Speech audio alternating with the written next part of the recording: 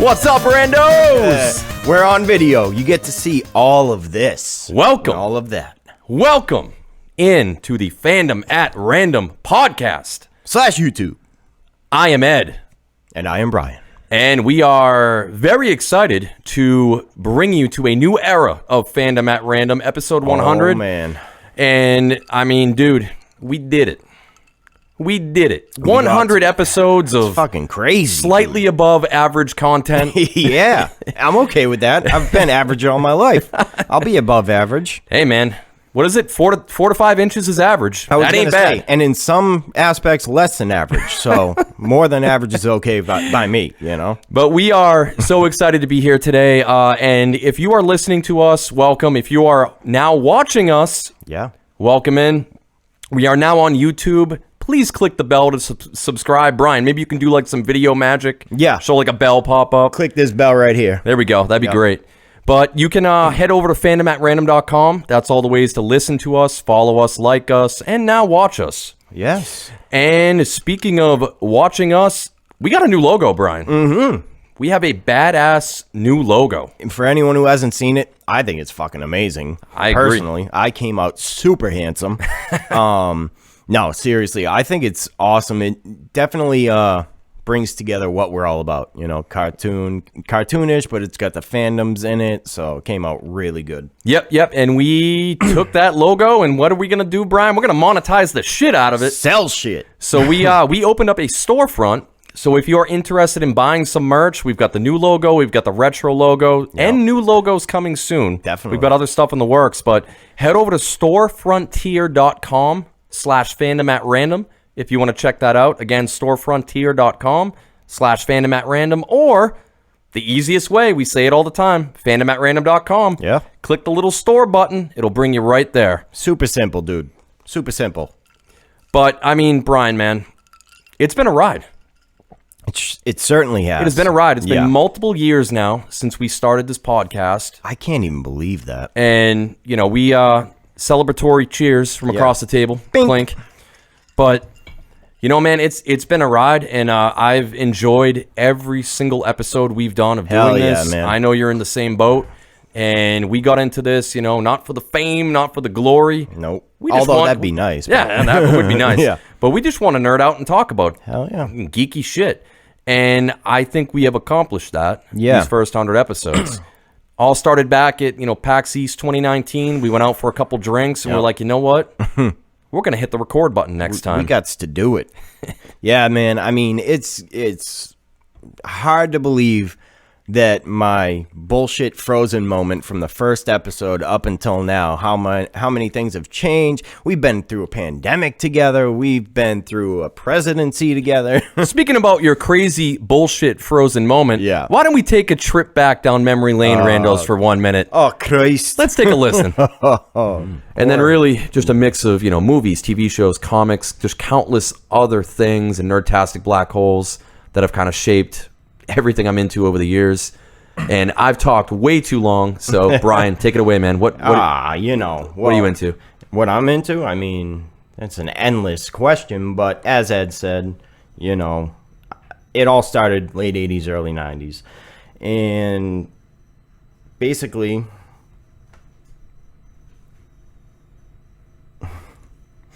it's his first time on a podcast, ladies and gentlemen. I know you can't tell because it comes so natural, but anyway. Oh, you dick, dude. I did not know that was coming.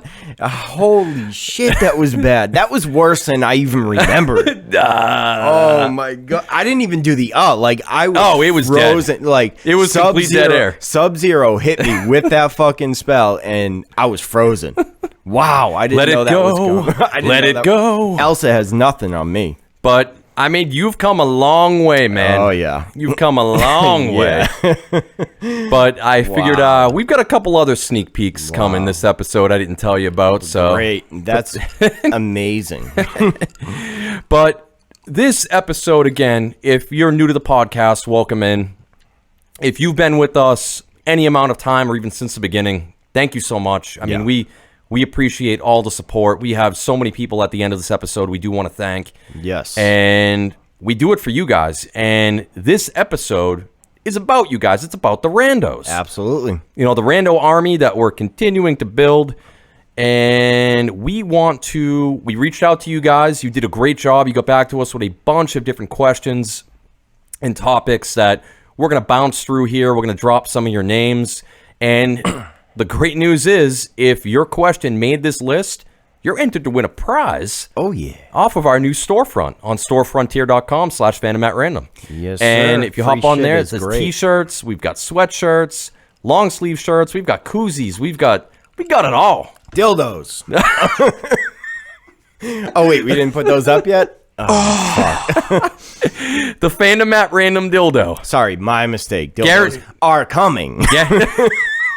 Guaranteed to disappoint. As we said, 3 to 4 inches is a standard average, right? Yeah, it takes 17 AA batteries, and they burn out in about 3 seconds. So, oh my god. But I mean, dude, before we get into our questions and topics, what do you say we give out a prize right off the bat? Yeah, I think we should. So I got all the names on a randomizer here. We're gonna hit the randomizer button, and we're gonna see who wins. So, good luck if you submitted a question and you made it. Here we go. Randomize.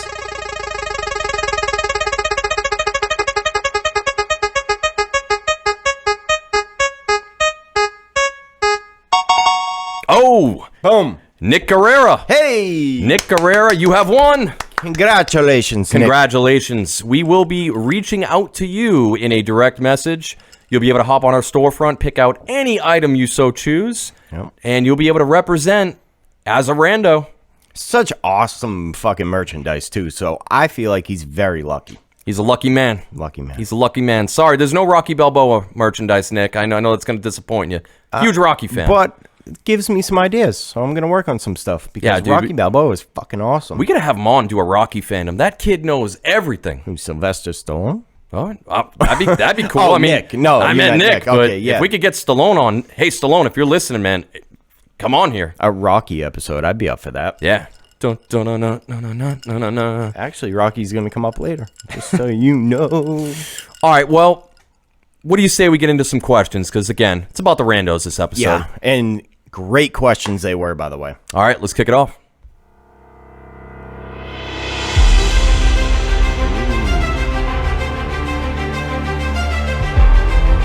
I like Episode 100 Theatrics. In a galaxy far, far away. This is like the ultimate hype music. Oh, yeah. You got to get hyped. Episode 100. Let's do it. Just like conduct it. Seriously, man. Good choice. Good choice. All right. Let's simmer. Let it simmer a bit. Yeah. So, we had a shit ton of terrific questions that were thrown our way through our socials, through email, through text. So again, thank you all so much for submitting these questions. Yeah. We were able to go through, kind of find the cream of the crop. The creme de la creme. At creme de la creme. And a decent amount of you made it to this list. So Yeah. congrats. We're going to be jumping through. And how else can we got to start? The podcast mom, Paula Chambers. For which How's this it going, Paul? podcast would not be here if not for Miss Chambers. Yep.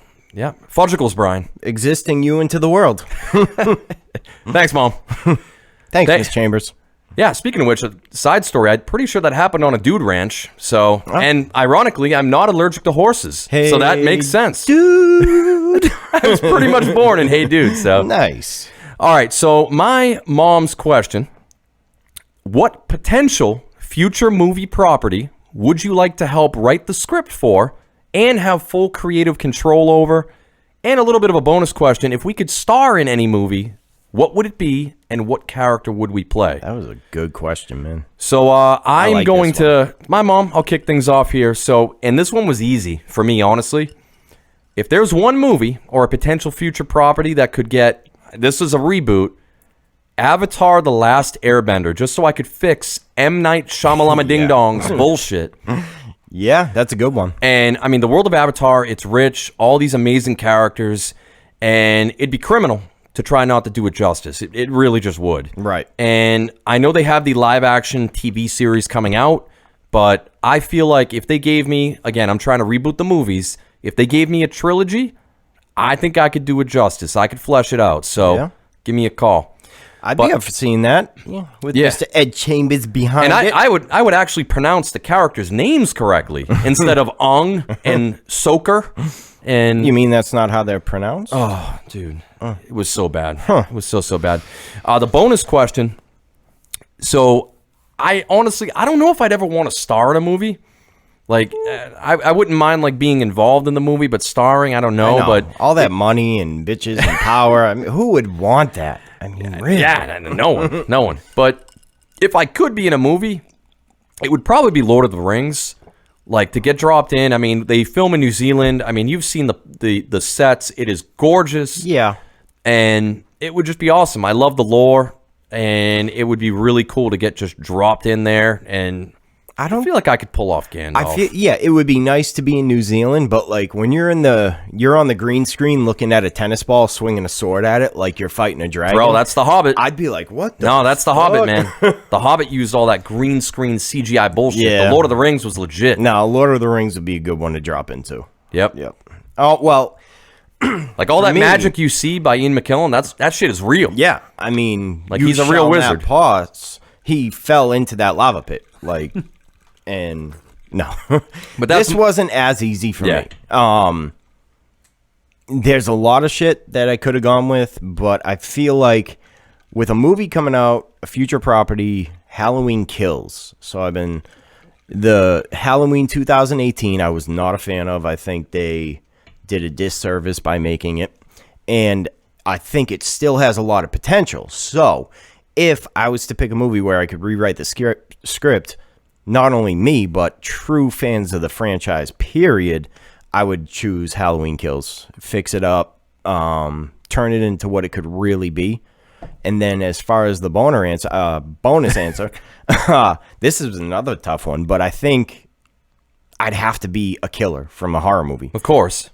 Naturally, Texas Chainsaw Massacre. I'd have to be Leatherface, dude. Being able to run around with a chainsaw in a mask and be able to portray the character without saying anything, without showing your face, is the ultimate challenge. And if you can pull that off, I think it's pretty fucking impressive. Yeah, Leatherface is badass too. Yeah. That's really is. That's a good pick. Although I think I'd have to wear a fat suit. Maybe not big enough to be intimidating, so. That's little Leatherface. It'd be fun as hell though. It could get you a little chainsaw. Yeah. Call me Little Face. Well, thanks for the question, Paula. We appreciate it. Thank you. Moving on to another question. Superfan, Casey Benjamin. Miss Casey. Casey, how's it going, Casey? Hey.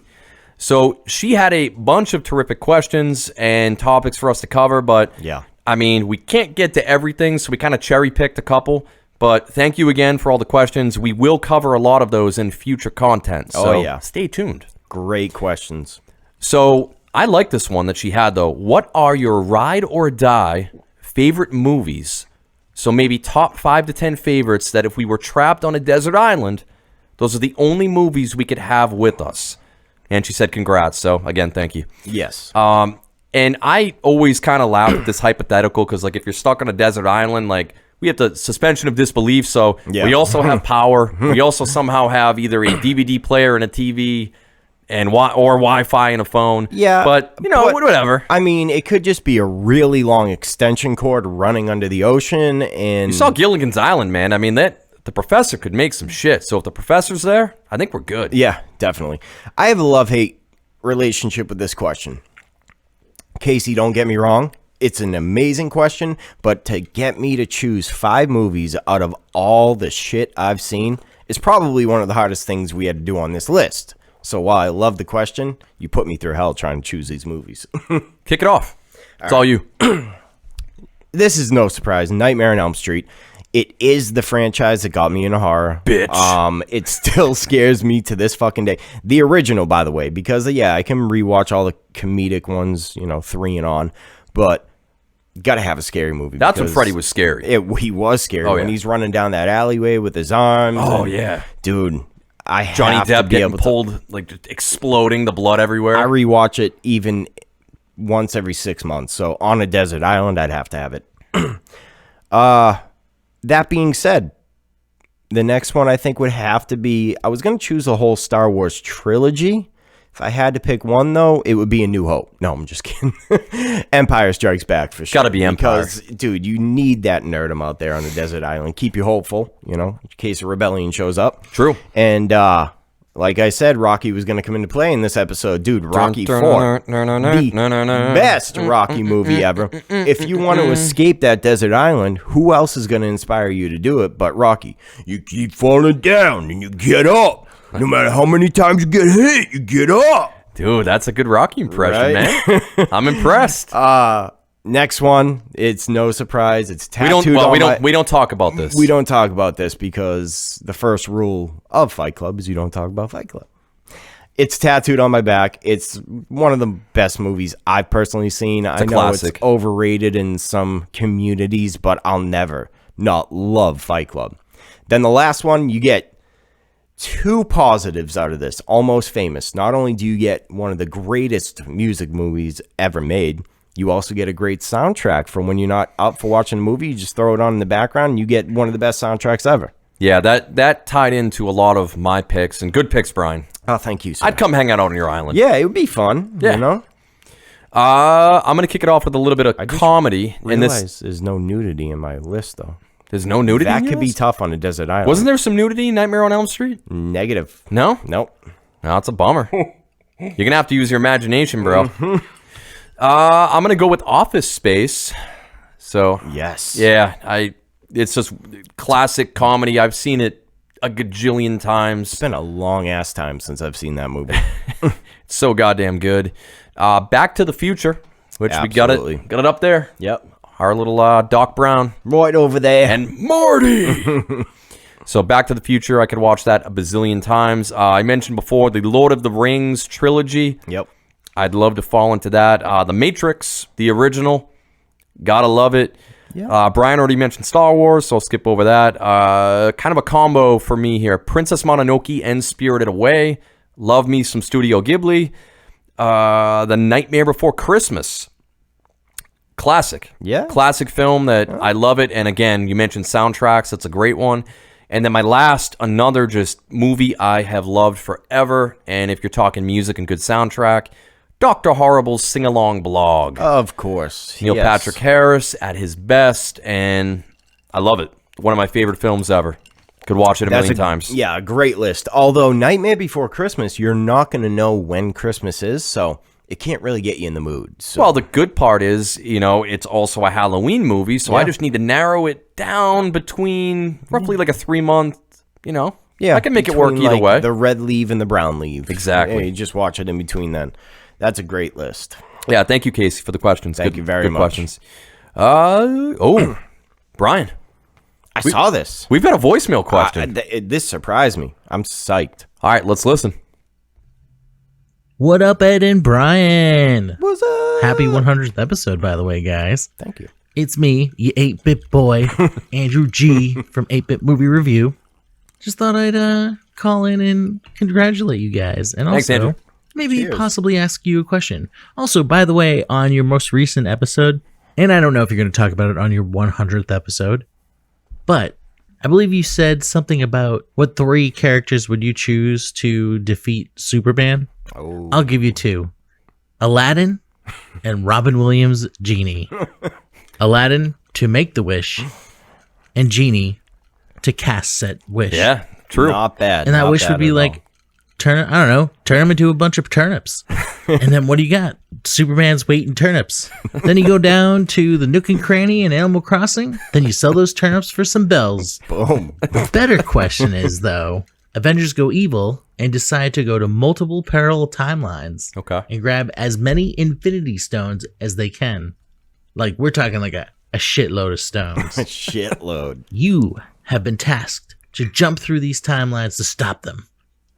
You have 3 teams of heroes at your disposal. However, due to the lack of Pym particles available to you, you can only take 1 team. Your team choices are the Umbrella Academy, Okay. Class 1A from My Hero Academia, Nice. Big Hero 6, Whoa, that's out of left field. and Yeah, a it bonus is. choice. But I love it. Or do you say fuck heroes and call Butcher and the boys? Oh, I'm looking forward to hearing your thoughts on this question. Oh boy. Love the show, guys, and happy 100. awesome. Thanks, Andrew. We Thank appreciate you, it. Andrew. Now he's always making us think. You ever notice that when he's on the episodes and when he's leaving voicemails, he's always putting our minds to the ultimate challenge. All right, so let's set the question up again. So he said the Avengers have gone rogue. They've gone evil. Yeah. They're going to gather Infinity Stones, and we have to pick a team to stop them. So he gave us, it was Big Hero 6. He gave us the Umbrella Academy, and then he gave us Class 1A, which we've actually got right here, most of Class 1A, from My Hero Academia, and then The Boys. Butcher and the boys. It's from The Boys, so Butcher. So I mean, that's a tough one. Let's talk through it a little bit. So right off the bat, I mean, Big Hero 6 doesn't fit. Pretty much anyone from the Avengers could probably destroy the giant marshmallow that is Baymax. Maybe, yeah. I mean, actually, Baymax is pretty badass in his robo suit, though. So in his own right, he's pretty badass. Yeah. But I will say that'll probably be on my last piece of the list. So let's eliminate Big Hero 6 off the bat. Yeah. So then I look at the boys. So their kind of thing is killing supers. But I don't know, man. So it's the Avengers, plus they're going to get stones, and we have underpowered people outside Kimiko. I don't know. I don't think the boys could really hold up to that. I don't know. My choice was going to be either Umbrella Academy or the boys. All right, so then you go to Class 1A from My Hero Academia. So again, superpowered teenagers. They've got a lot of amazing quirks, which are their special abilities, their superpowers. So if they're combined, and then if you can bring in Eraserhead right here, Aizawa, because he's technically part of Class 1A, and if he can shut down powers, they may be a legit contender. So the only reason I would want to see that is so Bakugo could be like, or whatever his name is, could be like, "Fuck you, Captain America!" and just blast him. My favorite part is whenever he flips out, like, "How dare you embarrass me!" I have only seen Cap. Yeah, that'd be cool. Till the end of season 2 on My Hero Academia, so that couldn't be my choice because they're still just kids and they haven't really grown into their powers a lot. As far as my point of view goes, I can't agree for them to go up against the Avengers. So that's where I'm honestly, my pick might be the Umbrella Academy. Mainly 5. Because if you're dealing with they're going multiple dimensions to get these stones, this or that. The only person in the Umbrella Academy, or out of this entire list, I would say that has experience when it comes to interdimensional plus time is 5. Yeah. So I mean, at least if you've got 5 on the team, he could kind of rewind things back, and then you'd be like, all right, nope, we're gonna stop any of this before it happened. So, although it would probably lead to the apocalypse, like it always does. Exactly, and I would agree. I think they edge out just a little bit for me, but the boys have a serious advantage that we're not considering. They're fucking brutal. Yeah. And even in full evil mode, I don't think the Avengers could meet the level of brutality the boys could.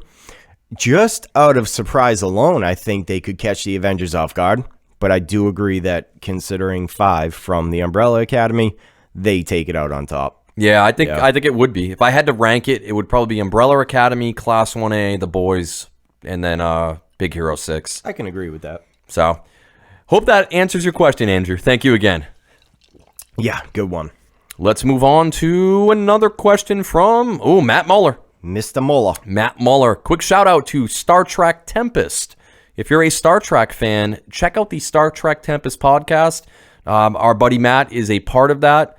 It's really cool. It's an original Star Trek podcast. They all stay in original characters, and it's pretty damn neat. So shout out to the cameo from Matt Muller and Fanboys as well for the Trekkies. Oh jeez, yeah.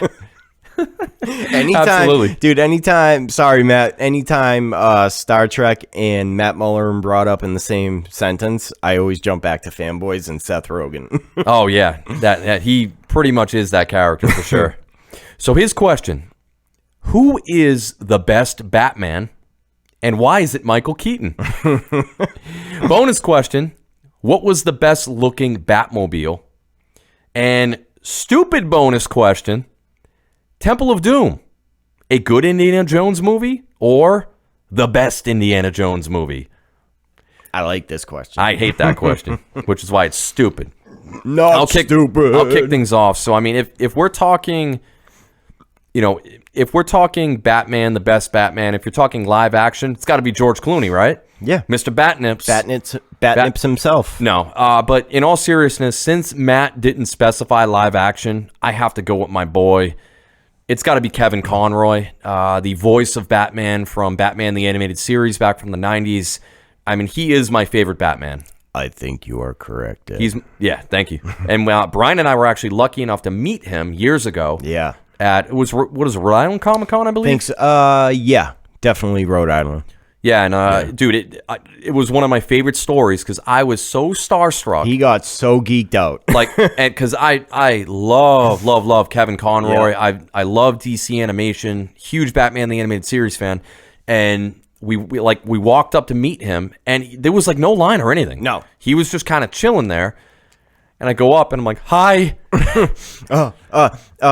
Mr. Conroy. Hi. Yeah, and then he's like, "Good morning," in like the Batman voice, and I'm like, "Oh," and I said something stupid like, you said, "Brian, give me a tissue." I'm like, "Mr. Conroy, you were the voice of my generation," and he's like, "Thank you." He's like, "Fuck." Dave, get these weirdos out of here. We got another one. I think he said, "Alfred, get these weirdos out of here." No, it was funny, but it was also something to see. Yeah, I think you were right on point, actually. You were the voice of my childhood, I think it was. Yeah. Yeah, so it was really cool meeting him. I love Kevin Conroy, love Batman the Animated Series, and I'm actually going to stick with that on the Batmobile question, too. The Batmobile from Batman the Animated Series is bad-ass. And I'm talking like the OG animated, not before it switched to animation in was it season 4? Something like that, I believe. Yeah. But I'm talking the OG Batmobile, like the elongated, it was dark, it was fucking amazing. Yeah. I absolutely loved it. Definitely a good one. Also, Matt, Temple of Doom sucks. Temple of Doom is the worst indie film by far, and you're a horrible person because you think otherwise. Raiders of the Lost Ark is king. Suck it. Okay. All right, well, proceed. Just like an asshole, everyone has one. An opinion, that is. Let me start off with the Batman question. I could agree with you on Kevin Conroy, but because you picked him, I'm definitely gonna take the question literally and go with live action. Before the Snyder Cut, I would have said Keaton. I would have agreed with Matt and said Keaton, but I think the Snyder Cut of Justice League completely highlighted the best parts of Batfleck. Yeah. And personally for me, Dark Knight Batman has always been my favorite from the comics, and Batfleck portrayed that perfectly in this movie. He actually all the changes made to the movie made him feel like actually Batman rather than Batman vs Superman, where he was just a psychopath and fucking crazy loony dude, Yeah, they still nailed the costume in that, but yeah. But as far as the character, no, Snyder Cut is where he hit it. So I'm gonna say Batfleck. Yeah, and I know a lot of people out there are like, "What about Bale? What about Christian Bale?" And I don't know. He was okay. I was honestly, he was great in that universe. I actually liked him as a better Bruce Wayne than a Batman. True. And I think, Ben Affleck, a lot of people shit on it, but I think with the Snyder Cut, I mean, they did a good job, and I would tend to agree with you. Yeah. Never mind the Bale voice, dude, in The Dark Knight. That, swear to me. He's sleeping. Where's the trigger, Brian? Honestly, I love Bale, and I love those movies, but yeah, I mean, you can't say it was the best. The movie was the best. I was going to say, Dark even Knight, saying it's the best Batman movie, it's definitely one of the top Batman movies, but not the best Batman, unfortunately. So Batfleck, that would be my choice. Yeah, Batman Forever is the best Batman. Yeah. Oh. As for your second stupid bonus question, Temple of Doom is absolutely the best Indiana Jones movie. I don't give a fuck what this guy over here says, because, okay, let me put it this way. It's a tie between Ark and Temple of Doom. Now, I don't give a shit what anyone says. it has the most personality out of all three of them. Oh, yeah, they call that a shitty personality. And if you eliminate maybe the last, 20 minutes, it is a fucking great Indiana Jones movie. Yeah, if you eliminate, what was the runtime on that film? Oof. Roughly 90 minutes. So if you eliminate 90 minutes from that film, it's a great film. See, no, I don't agree. And shit on me all you want. I don't know if Matt was getting at that he thought it was the greatest Jones, movie. Don't drink it is bad. No shit, it's in a fucking skull. What was it? Short stack? Short round. Short round. Okay. So, Short stack. They introduced him. Like a fucking pancakes? He's the best character besides Indiana Jones. Yeah. And the banter between him and the girl. Yeah, I have to agree. Temple of Doom ties with Raiders of the Lost Ark. Did you say what your favorite Batmobile was? Oh, and favorite Batmobile would be Keaton's. Yeah. Yeah. So I agree with you on that, Matt, that Keaton has the best Batmobile, but he is not the best Batman. There's no question, too, that the animated series was heavily influenced by the Keaton Batmobile. Right. Yeah. So, I mean, not only that, but, dude, I remember getting the toy from McDonald's of the Batmobile from Keaton, and it was just nostalgia, you know? absolutely. This next one's you, Brian. You want to read this one? All right. So Get a little scary. I don't know if spooky. you guys could tell, but I'm a horror fan. I know, surprising. I am part of a group called Killer Flicks, so shout out to them, dude. The best Facebook group I am in is Killer Flicks. There's no drama, there's no immaturity. It's all straight up horror fandom. Awesome.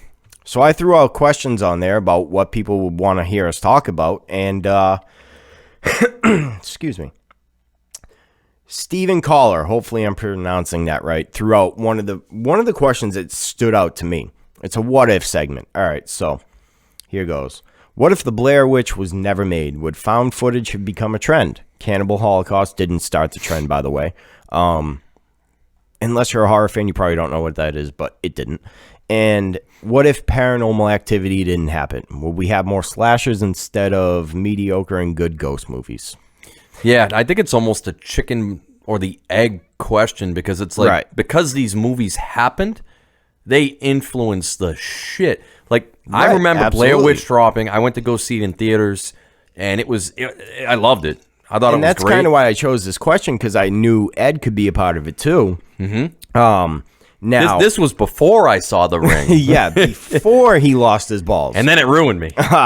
My short answer is yes. Found footage would be a thing. Yes, Paranormal Activity would have happened. Long answer is I do believe it would have taken a lot longer, maybe mid-2000s, for found footage to really pick up its footing without the Blair Witch Project. Found footage is so ridiculously popular. Still, is. It's like I feel like, and so ridiculously overdone. I feel like 1 out of every 3 horror movies now is found footage. Ooh, a little bit of a drop there. Yeah. I mean, that's probably a little overdoing it, but you're absolutely right in that most horror movies nowadays go found footage. It's easy, it's low budget, and if done right, can really scare the hell out of you. Paranormal Activity being one of them. When I saw that fucking movie in the theater, it was the only movie since The Ring that scared the shit out of me. Rewatching it doesn't anymore, but yeah, that first watch through, when you just see what could be done with just found footage cameras and angles, was mind-blowing. I, for one, wasn't a fan of the Blair Witch. I didn't think it was scary. I thought it was stupid, but there's no denying what it did to the horror community. You know? Yeah. No, it's a good answer. Good question. Thank you, Stephen. So thank you, Stephen. Yes, I do think found footage would be a thing. I think Paranormal Activity would have happened maybe a little later, and that found footage would have been picked up a lot later. Cool. Let's move on to another question. Lindsay Guerrero.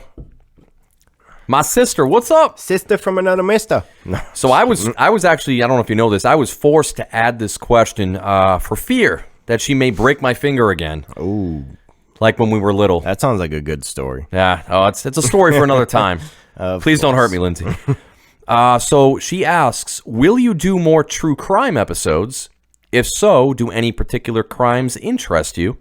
Also, would you ever have any interest in having a psychic or medium on the show? So, first of all, don't throw that juju at me. Fuck no. I am a horror fan. I keep repeating this. I know better. I know better. So let's just get that one off the table. Fuck no. Hell yeah. We're definitely going to have a psychic or a medium on. All right, no, if I'm being serious, I could absolutely do it. Yeah, like, if we brought one on, I wouldn't say no. So, Lindsay, actually, if you know someone that is a psychic or a medium that's pretty reputable, let us know. We'd love to have them on the cast. Maybe around October, Fandom Fright Fest. Have them come in, do a reading. Big things in your podcast future. Oh, shit. But, I mean, true crime, 100%. And Brian, I'm sure, will back me on that. He loves true crime. We both do. Yeah. So does Taylor. I mean, Taylor. And so, I mean, at True Crime at Random, I mean, we had a blast doing, if you've listened to the Ed Kemper episode we did, if not, you can go back and check it out. It's called True Crime at Random. But Ed Kemper, the co-ed killer, we did that a while back. That was a blast, kind of delving into his psyche. That was a good one. You know, what he kind of did. But if I had to choose a particular crime topic or killer or someone to cover in the future, for me, it would probably be Jack the Ripper, which late 1800s London. I think it'd be really cool to kind of go back and read because he's such a legend. You know, that was before, you know, current day media. Yeah. They were able to document like these current day serial killers so well.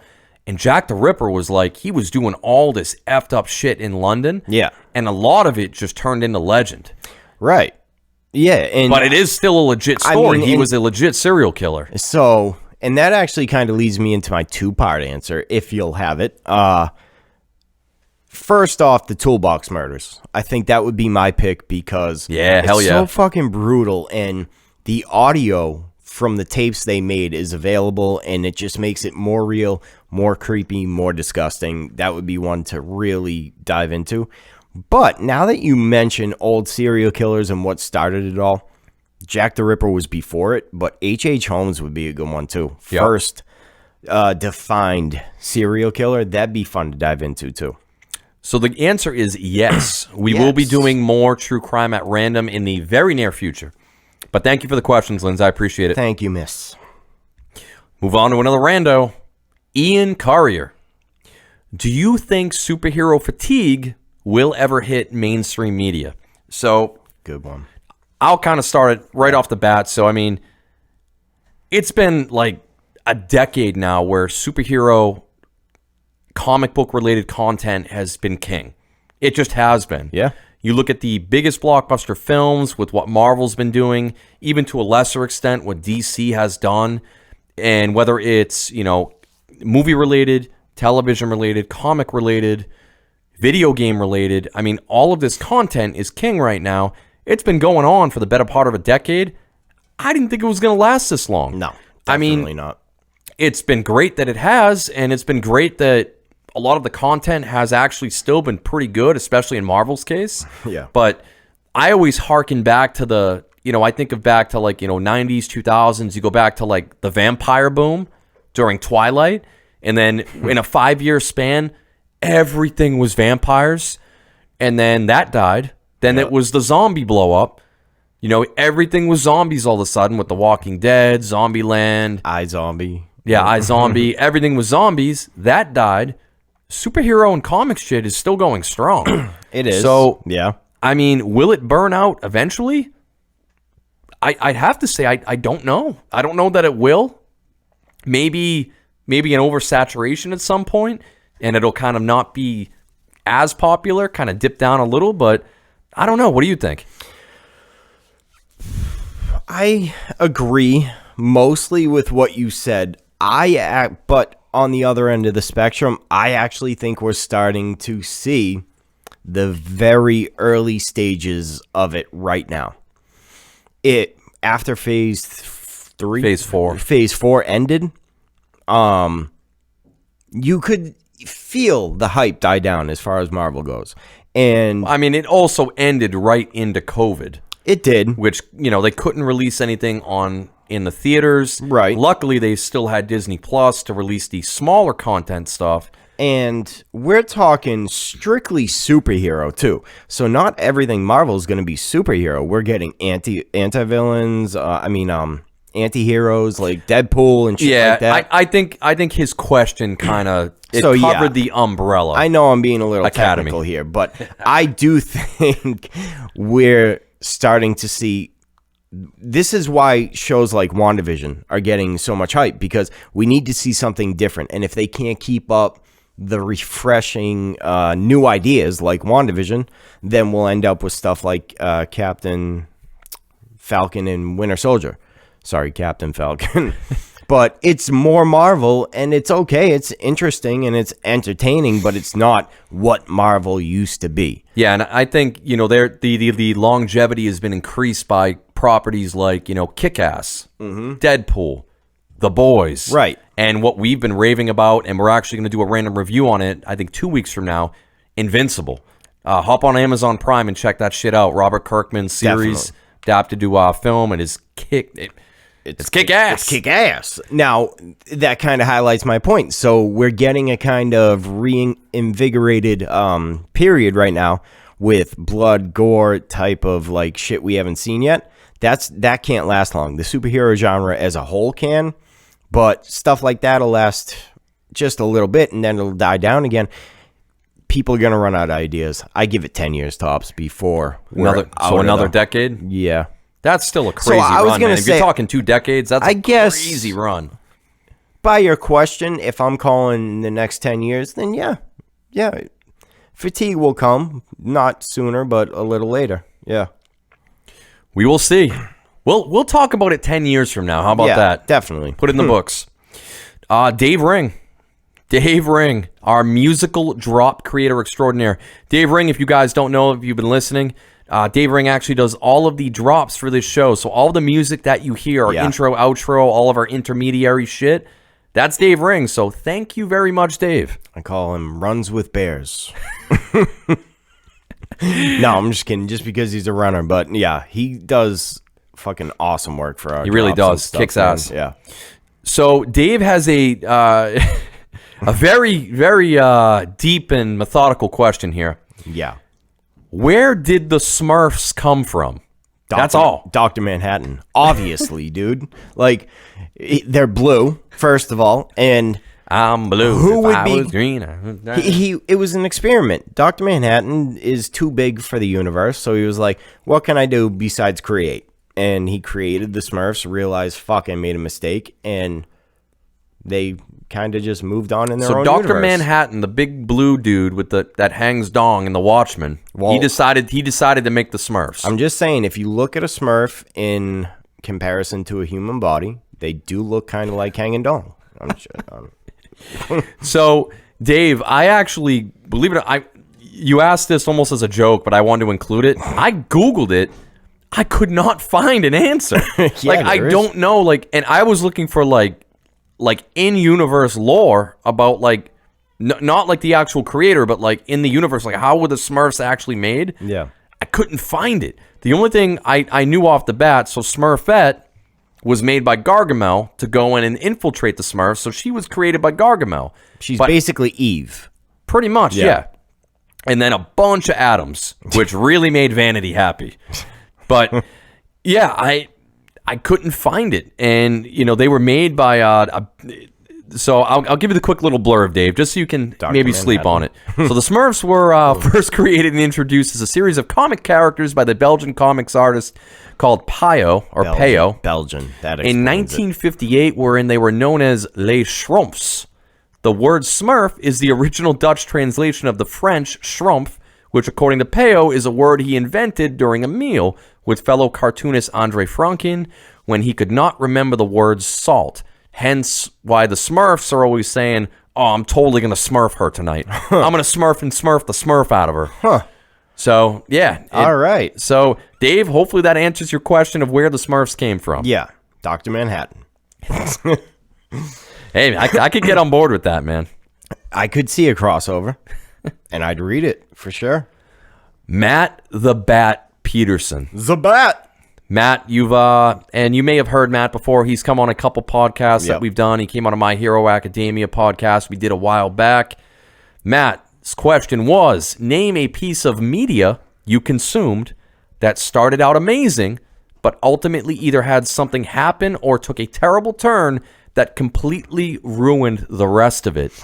And he said it could be a book, a movie, a comic, television show, etc. So I had a couple, but the one that comes to mind for me right off the bat, it's the newest Star Wars trilogy. Yeah. It really was. Like, Yeah, definitely. I absolutely love The Force Awakens. I know a lot of people say, oh, it's a rehash of A New Hope. It's the same. I didn't really see it that way as much. I thought it was great. I thought they were setting up. It wasn't perfect. No. But I was like, all right, I could get on board. I could fucks with this. Yeah. You know, definitely. they were hinting at, Rey being badass or becoming badass in the end. Yep. Little did we know she was going to become the ultimate Mary Sue. And, and then, the whole Kylo Ren, building that up. And then the next two films came out with Last Jedi and Rise of the Skywalker, and they killed it. Yeah. They absolutely killed it. So that was a property that, for me, it started out amazing. I was invested, and then they just took a giant dump on it. Yeah. Does anything come to mind for you? Up. So that was definitely a choice I had. I agree with you. The Force Awakens, I kind of liked it, and I was looking forward to what they could do. My choice, so two come to mind right away, right? The Walking Dead. Yeah, that's a great choice. So, The Walking Dead, a huge fan of the comic, was super psyched about the show. The first two seasons, maybe even a little bit of the third season, were fucking amazing. And it just went little by little by little downhill, and downhill. And eventually by season 8, it was just almost completely fucking unwatchable. Like, they did a huge disservice to the show. With that being said, I watched a little bit of season 10. I have to finish it. It brings me back to the early seasons. I feel, and I don't know this for sure yet. This is just me going off what I know. It feels like they're going to redeem themselves just a little bit with this last season. So if I had to pick one, Walking Dead. I mean, they went on far too long. They made too many mistakes, but they might redeem themselves. Another one I'm recently watching right now, Shameless. Completely off the bat, but because I've been watching it, they've gone so far down the fucking political rabbit hole that it is so annoying to watch it, and I'm only watching it because it's the last season and I have to. Isn't that the worst when they're like invested in something that's been on for that long, and it's just like it's just watching like a car crash in slow motion. You're like, I can't look away, but it sucks. So hard to watch, dude. But Walking Dead, definitely. Cool. It's a good choice. All right, let's move on to my wife. The Nicole. Yeah, that was a Borat reference. Whatever. Deal with it. That's what she calls him in bed. So. Nicole Chambers. It's a good question. I like this one. What video game turned you into a gamer, and what video game have you invested the most time into? Oh boy. So, when it comes to the quote unquote like gamer label, video gamer, it's probably for me. It's going to be Halo 2. Yeah. Though that was the game that, especially the online multiplayer. I would sit in my room all night back in high school. I'd be chugging my Code Red Mountain Dew, munching on my Cool Ranch Doritos, and I would play match after match after match of the Halo 2 online multiplayer. And Brian, dude, I was a god with the battle rifle. Were you though? I was. Okay. I was unstoppable. I'll take your word for it. Dude, I was nationally ranked. I believe you. Man, come on. Nationally ranked? What, like 1,323rd? Yeah, that'd be pretty good, man. A lot of people playing Halo 2. No, I was top 1,000. I was top 1,000 for a while when I played all the time. I was badass. Dude, holy shit. Yeah. And if we're talking the game that I invested the most time into, it's not even a question for me. It's World of Warcraft. I mean, I've been playing that game off and on for 15 years. The amount of dungeons, quests, raids, professions, characters that I've leveled up over that time, it's just a sickening amount of real world time. Right. Like I look back at my time played and I'm like, oh God, what have I done with my life? Oh man, well at least unlike some World of Warcraft fans, you have a life and a wife and a child. A life and a wife. Basically anything. No, that makes sense because you've told me multiple times how WoW has just been like a huge part of your video gaming life. Quick shout out Diablo 2 as well. That one also sucked a lot of time out of me. Right. So this one was like a little bit complicated for me because obviously, just like you, I'm sure, I've been gaming on and off since I was about 4 or 5. And if I had to pick a game that really taught me I love video games, it'd be Pokemon Red.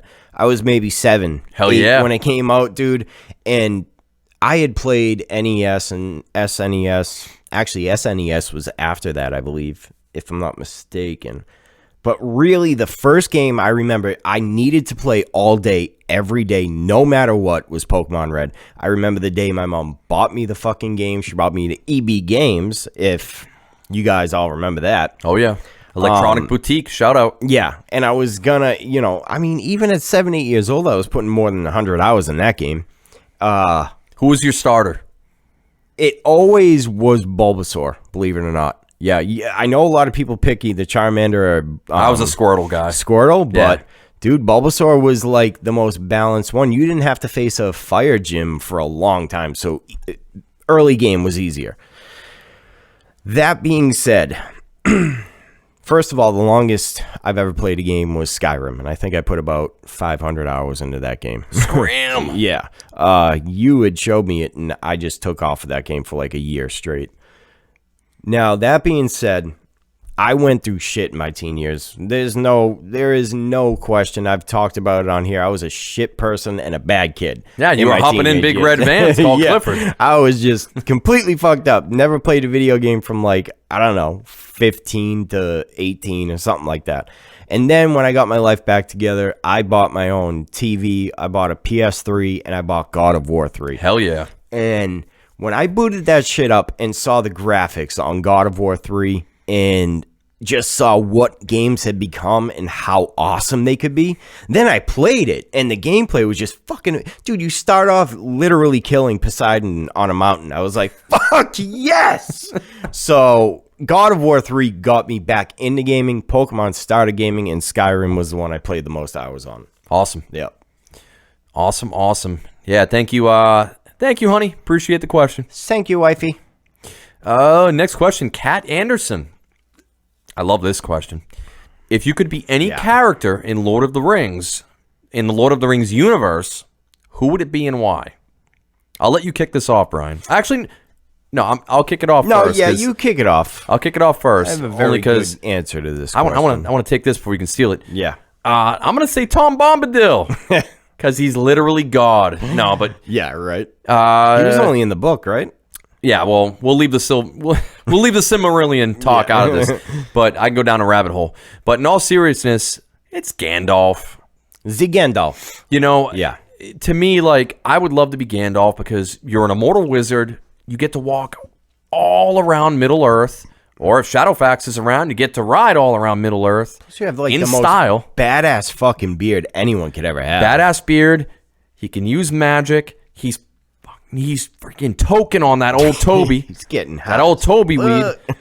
And he's just a magical badass. And I just think it'd be cool to like be immortal, and it's like you get to just live in that world. Absolutely. And then every once in a while you do have to kind of, put on your work robe and go like kick some goblin ass. Yeah. But he's a badass, and even if he dies, he comes back stronger. He's Gandalf the White. And you're like the best pyrotechnics technician in all the land. So. Oh yeah.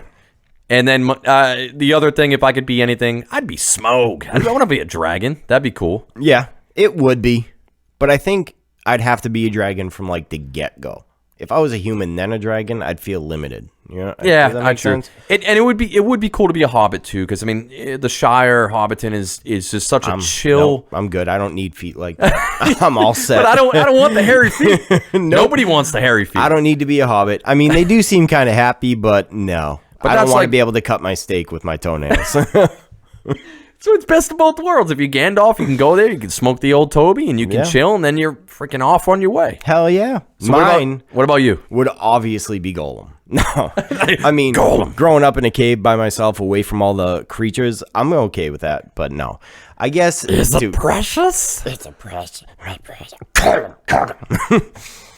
If you took the obvious answer, Gandalf is what I would have picked. But since you took that one, I think I'd have to pick Legolas. Because if you can't be an all-powerful wizard, then you might as well be the prettiest elf in all the land. Yeah, and the most badass archer in all the land as well. But did you know they're taking the hobbits to Isengard? Oh. Two eyes in God. Two eyes in God. Yeah, no, Legolas for sure. I mean, that hair alone, man. I have some It's pretty silky hair. smooth. I still have some pretty hair for a 33-year-old, but hair like that just doesn't come once in a lifetime. Yep, it's very true. Very true. Who's this one from, Brian? Taylor. Taylor. My beautiful, wonderful, smart, sweet girlfriend, Taylor Oh Cornea. boy, what do you want? You're buttering her up, right? Xbox. Nope, just kidding. Xbox. Series X. You need to specify. Series X. If you could go to any live concert from the past, if you had a time machine per se, what show would you go to? It's a great question. I love this question. It was an easy one for me because I've dreamt of this every day in my life since I've seen it. Now, the obvious answer for me is Live Aid 1985, July 13th. It's not Nickelback? No. Nickelback I have seen, and they're just wonderful, but they don't beat Queen. No. And Close, though. not only Queen, but fucking Freddie Mercury on that day, after he found out he had AIDS and he was weak, and dude, he still, I think personally, put on the best show he's ever put on, and personally, maybe one of the best shows ever. He put every single fiber that was left in his being into that performance. And you would think, based on what he was going through, that it would have suffered because of that, but I think that pain and drive and everything else came through in that performance. And the way he controls the crowd and he engages with them, and the way just everything went down that day, I can still watch the YouTube video to this day and get emotional and feel it through that fucking phone screen. Oh yeah. Never mind if I was front row at fucking I'm blanking on Wembley. Wembley Stadium, right? It would just blow me away. If I had a time machine and wasn't even thinking about it, I'd still go back to that day, no matter what, just to see that concert. Yeah, that's definitely top three for me. Another top one, it wasn't my pick, but obviously the original Woodstock would be an amazing thing to be that at. was a second choice for me. And then, my first choice, though, it's the Beatles. The Beatles' final performance on top of the roof at Savile Row headquarters in London, January 30th, 1969. It is the extremely famous, that impromptu performance where they're on top of the roof, and it wasn't scripted or planned. They got up there, they just started playing, and at that point, they really hadn't, I don't think they had performed. It was almost, I think it was a little over 2 years since they had really performed together, and it was officially their last, this is it.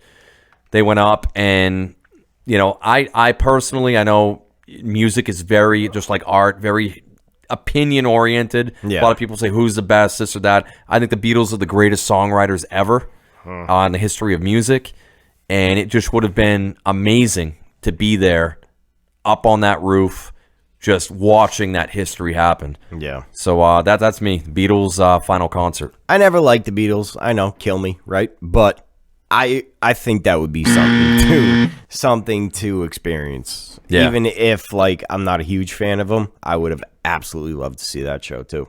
Brian, we're on our last question here. Oh shit. That's all right. This is 100th episode. We can run a little long today, right? 100th, yep. Hundo. Nick Guerrera. Congrats, buddy. You already won, but there's another winner coming up soon that we're going to randomize, so stay tuned. Nick Guerrera asks, do you think The Shawshank Redemption got robbed at the Oscars because it came out the same year as Forrest Gump? So, Nick, I actually looked into this a little bit after you gave us this question. This was during the 67th Academy Awards, so the Oscars back in 1995. Dude, the competition was crazy. Yeah. So not only was Shawshank Redemption and Forrest Gump competing against one another, you also had Four Weddings and a Funeral, which is an amazing film. Oh, I thought you meant there were 4 weddings and a funeral going on during the Academy Awards. Quiz Show, also great film, Robert Redford. And a little-known film called Pulp Fiction. Motherfucker. So, it was craziness. But, Nick, to answer you, absolutely. I think like when it comes down to it and you look back nowadays, don't get me wrong, they are both amazing films. Tom Hanks' Forrest Gump, that film is magic. Yeah. It's legendary. Right.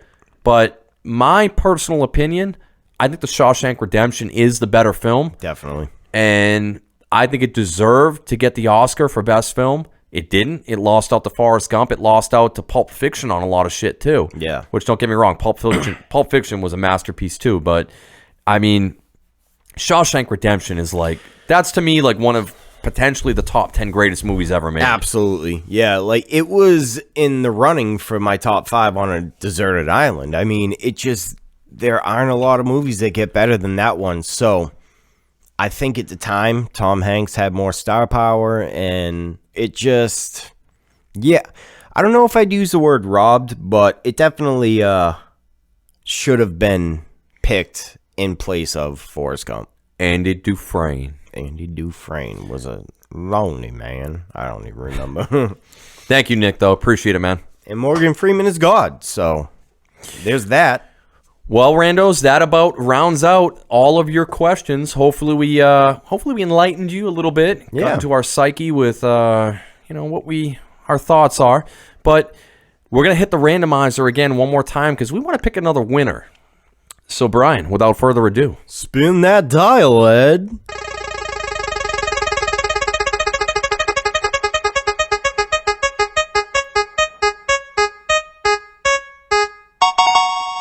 Kat Anderson, Bing, bing, bing, bing, bing, bing. the Lord of the Rings question. You have won. Hell yeah. You have won. So again, Congratulations. hop on storefrontier.com/fandom at random. We will be in touch with you. We will let you pick out anything that you want on the website. Pick an item, any item. Pick an item, any item. Bunch of cool shit. So, congratulations and thank you again for submitting your question.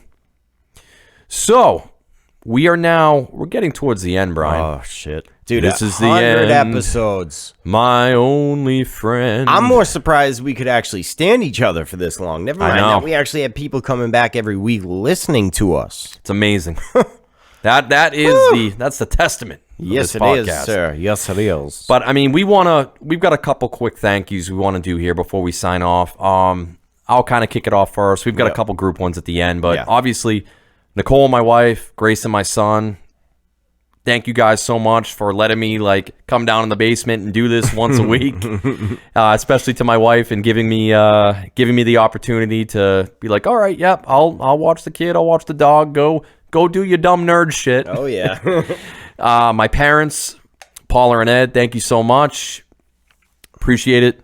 My sister Lindsay, again, for we grew up together and for always tolerating my nerdiness, even way before nerds were cool. You were always there for me.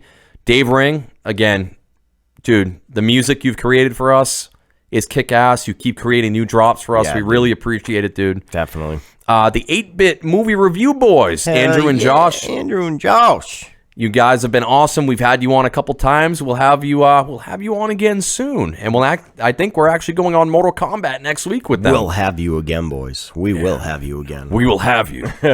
And dude, just countless others that have shared our love of so many different fandoms throughout the years. Brian, you've got some people. Yeah, I mean, obviously Taylor. I love to call her that. But, Taylor. My girlfriend Taylor, because same thing. She's put up with me, leaving the house and spending a lot of time down here in Ed's basement doing these episodes, and then time working on show docs and now video editing.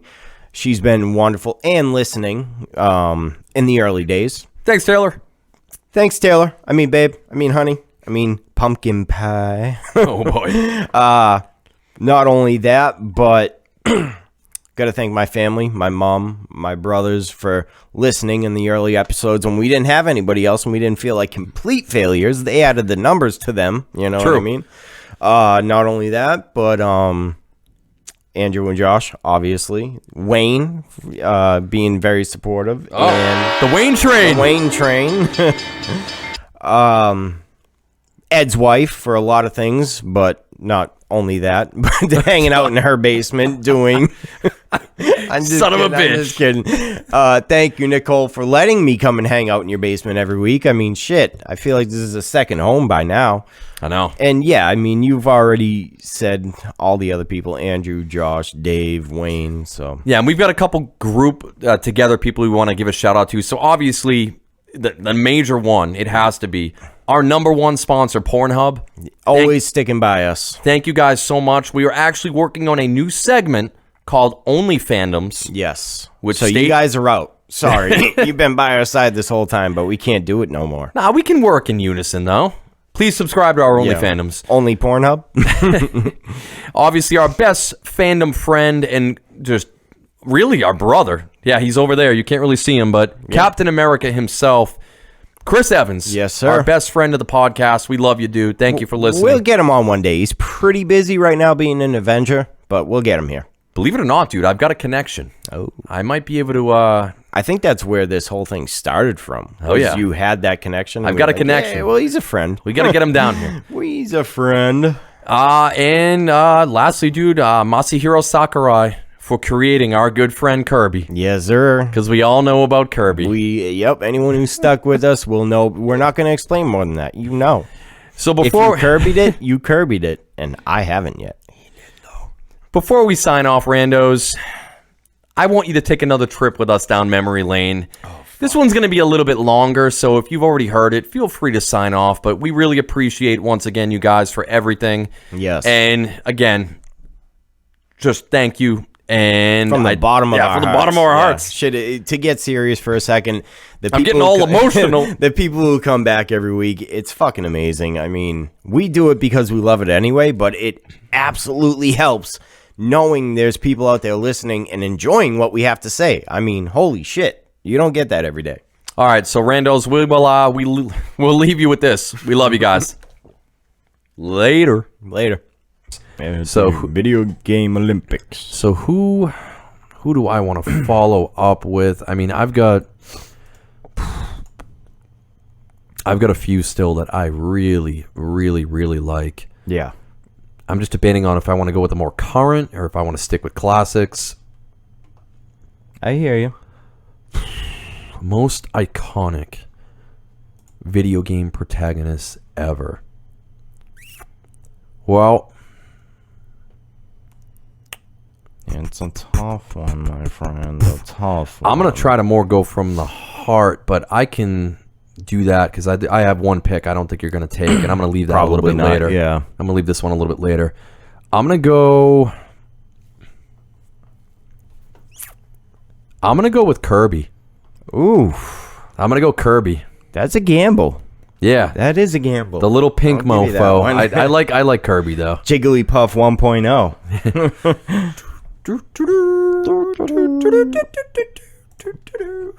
Good job, Ed. Yeah. That was cute. Yeah, man. I like Kirby. Now I'll have to destroy you. Holy shit.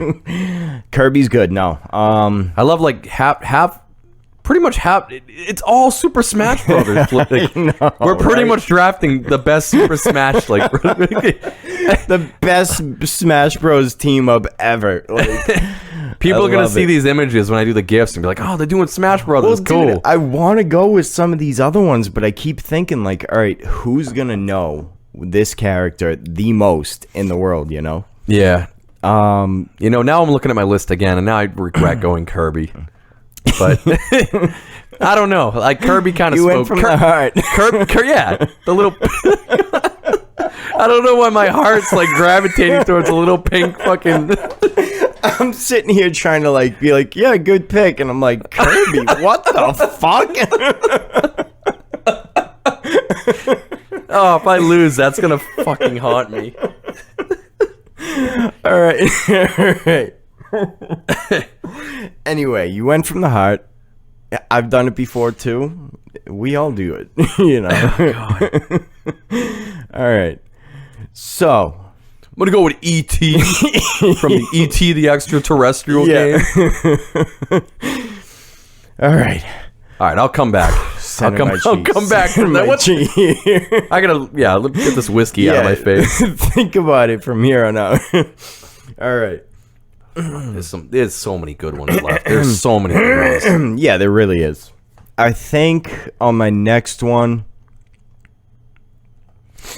What's it gonna be? everyone knows her because of the triangle titties. And yeah, I think it's Can going to she be turn into a little choice. ball? She's had how many movies at this point? Oh no. I'm sorry. I Magical Ball? no. I thought you were talking to somebody else. I'm not gonna mention all it. right, okay, all right. Now I got to figure out where you're coming from on So that you're one. going with Lara Croft Yes, from great. Tomb Raider. Yeah, it's a great pick. Yeah, I mean, cosplay, movies, video games. She's everywhere. Oh, the You cosplay. can't go wrong. You know. All right, so now I'm gonna get my head out of my ass. Kirby's ass. I don't know. All right. Oh, fuck. And I'm gonna go with Kirby Star Power form. Yeah, I'm just gonna right. take all the different iterations of Kirby now. The yellow shelf Yes. thing from Super Mario. God damn it. Fucking Kirby. No, I'm gonna bounce back here. I'm gonna go with Mega Man. There you go. Yeah. I'm gonna go Mega Man. That is a great pick. And I mean it that time. Thanks. Oh, God. Yep. I love Mega Man. We share a love of Mega Man, me and you, Ed. Yep. Yes, a Mega Man X. very heterosexual love of Mega Man. Yes. Yep. Very, very heterosexual. No, I'm just kidding. Mega Man X, man, one of the best games to ever grace us. Yep, absolutely. Awesome. So I'm going to recap here real quick. Ed has Mario, Sonic, Kirby, and... I was going to try and give you the, Passover, it never happened, but all right, you want to. Kirby, fucking A. No. And then Mega Man. Brian with... Pac-Man, Donkey Kong, Pikachu, and Miss Lara Croft. So we each have 2 picks left. Yes, we do. And now it's my turn. And I'm going to pander to the younger audience here, I think. Yeah? Yeah. Master Chef Boyardee. I mean, Master Chief. I was going to take him. Yeah, I have to pander to the more classic, the more modern people here. So Master Chief seems like a good way to go. Well, it's funny because I, too, am going to pander Y'all? to the younger gen. He's going to pick. I can't even I'm going to go with think Minecraft Steve. Wow, I didn't even think of him. Yep, I'm going to go with Steve from Minecraft. Minecraft Steve, huh? Good call. Good counter to Master Chief, too. Good counter to Kirby, I know. Yeah, you might I gotta counter my own pick at this point. right? Oh, but shit, you know what? I feel like being like, You stop know hitting what, though? yourself. Stop hitting yourself. But Kirby can inhale any of my other characters. So, dude, I could have double Marios. You really could. I've got Kirby. Okay, I've got Kirby Mario. Then. And scene. Kirby inhales Mario and becomes Kirby Mario. All right, Mario's now dead. No. All right. Last pick here, people. I gotta Don't think F it about up. this. Don't F it up. Take Jigglypuff to offset my Kirby. Right? Yeah, he's not a protagonist in the game, though. No, he is not. I think I'm should say gonna have main. to go with Toad from Mario Kart. You said it. Kidding, just kidding. Oh wow! Yeah, right. Whoa. Oh, this is a tough one because there's one I want to use, but a lot of people don't know them by the real name, and I have a feeling you know who I'm talking about. Oh yeah. Is it another female? Well, no, he's a male, but he's mistaken as a female all the time. Oh, everybody knows. Yeah, so I'm gonna go. We're going by the image. I mean, Yeah. they're still gonna call him the wrong thing. Yeah, You're going with Zelda. Zelda, Nah, Link. the Hyrule Warrior, Link. I remember every time I see a tattoo of Link on a girl, anybody. I'll be Wow, like, hey, it's is that Zelda? They'll be like, oh Jesus fucking Christ, get this guy away from Man, me. Yeah. he needs to use the quad force. Right. So I think Link/Zelda is going to be a good one. Yeah. Well, technically Link, but you may know him as Zelda. Yeah. So I now have the last pick, and I need to. for anyone listening, when you go and vote, remember, Ed picked Kirby. Dude, there's got to be at least like 2 people in the world that like Kirby. I think my brother played Kirby's Dream Land at one point in his life. I honestly have no idea why I gravitate. I literally have a list of like 25 to 30 Right. characters that I came up with. And like Kirby called out to you. I said I was going from the heart.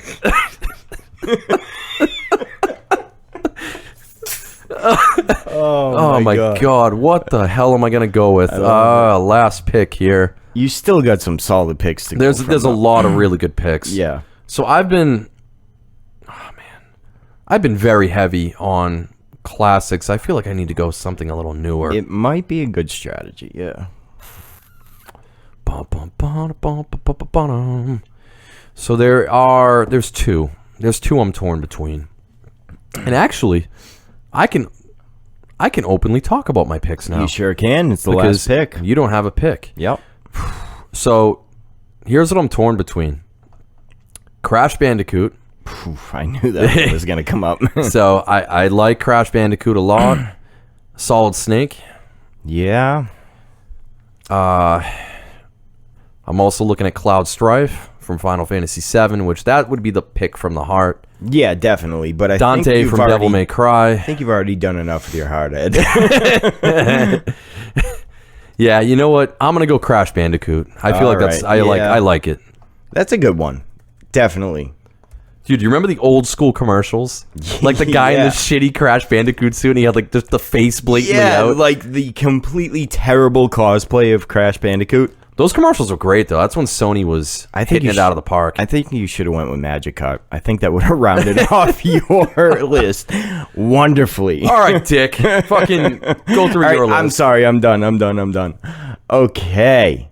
So, we got Ed with Mario, Sonic, Kirby, Mega Man, Minecraft Steve, and... I didn't write down your last pick. Sorry, Crash Bandicoot. And then we got me with Pac-Man, Donkey Kong, Pikachu, Lara Croft, Master Chef, and Link / Mr. Chef, AKA Zelda. Yep. Princess Zoldo. That was a good one. I like that one. Yeah. Oh yeah, that was great. I'm feeling good about it for some reason. Because I put a landmine in my list. I'm almost convinced you purposely are helping me win. No.